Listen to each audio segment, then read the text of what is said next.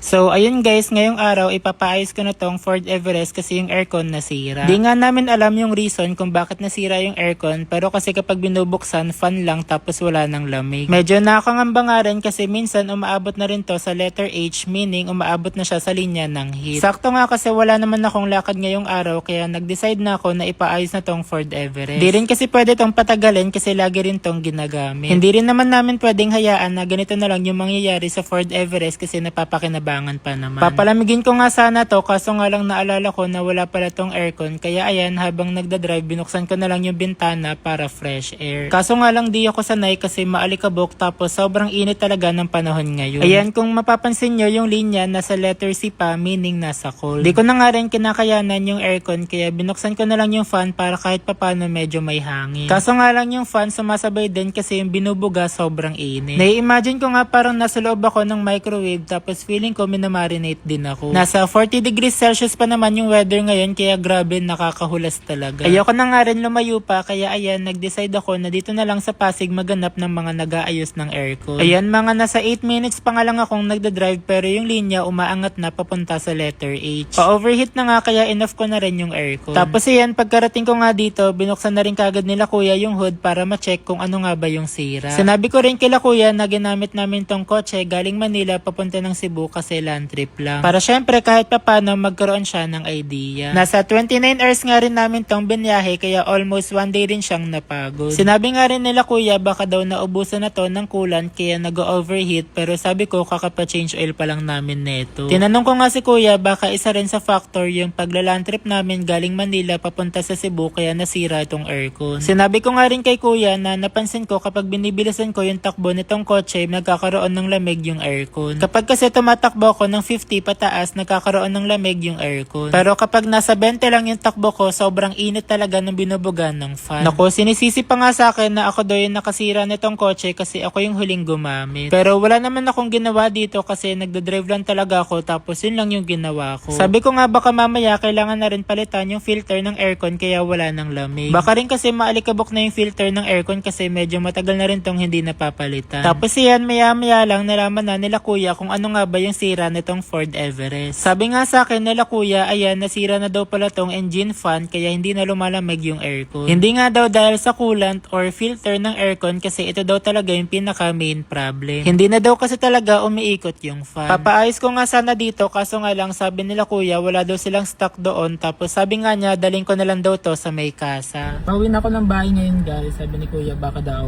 daling ko na daw to sa kasa kasi sira daw yung fan kaya nag-overheat. Tsaka hindi na daw pwedeng ibiyahe ng malayo. Tsaka bawal na daw gamitin yung aircon kasi mag-overheat lang na mag-overheat tong kotse. Kasi ayan guys, grabe, sobrang init. Nagbukas na ako ng bintana kasi nalalapot, nahuhulas, nalulungkot at nayayamot na ako dito sa kotse. Sobrang init. Kita nyo naman guys, yung pawis sa kamay ko. Nagdadrive lang ako, sobrang init, sobrang itim ko na.